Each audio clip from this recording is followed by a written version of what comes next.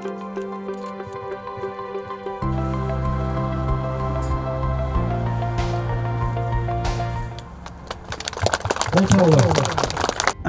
биз ушул Курпсай КЭСине Турдакын Усубалиевдин эстелигин тургузуп атабыз. Бул 2019-жылы ушул Курпсай КЭСине Турдакын Усубалиевдин аты ыйгарылган. Ошондон бери бул Курпсай КЭСи Турдакын Усубалиевдин наамын алып келген. Бүгүнкү күндө эми өзүңөр билесиңер, бул биздин атабызды, бул инсанды Кыргыз Республикасы, Кыргыз элине кылган кызматы эң чоң.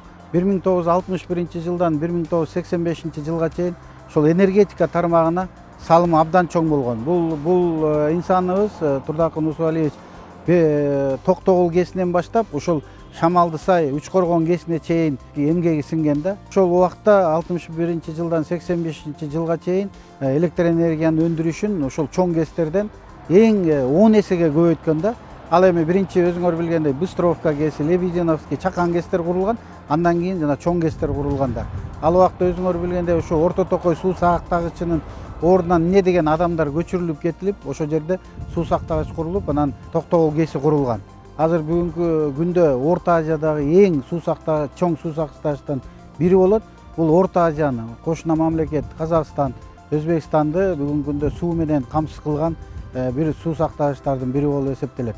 Анан биздин өзүбүздүн ушу энергетиктердин ою боюнча, энергетиктердин ниети боюнча бул өзүбүздүн атабыздын баркы энергия секторунда эң чоң болгонуна байланыштуу ошол кишинин ушу өзүңөр көрүп атасыңар, өзү суу сактагычтагы Нарын дарыясынын жээгинде жайгашканына байланыштуу, жолдун жээгинде жайына байланыштуу ушул атабыздын наамын бергенден кийин ушул инсандын эстелигин тургузуп коюуга бул энергетиктердин мындайча айтканда өзүлөрүнөн чыккан мындайча демилге болгон да. Ошонун демилгенин алкагында Кудай буйрса ушул 31-август Кыргыз мамлекетинин 34 эгемендүүлүгүнө 34 жылдыгына карата ушул атабыздын Кыргыз элинин баатыры Турдакын Усубалиевичтин айкелин тургузууга бүгүн келди деп эсептейбиз. Бүгүн ошол 31-августка карата эстеликтин ачылышын жасадык.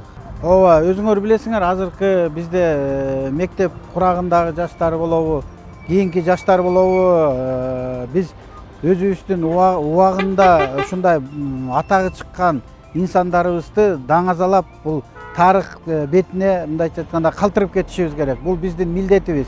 Ошол бул жерде айкөл туруп калса, ары бери өткөн биздин жаштарыбызга да мындайча айтканда сабак болот. Бул кишини таанып, билип калышат. Ушул особенно ошо энергетиктер, ошо энергетика секторунда салымы чоң адамдардын бири болуп эсептелет да.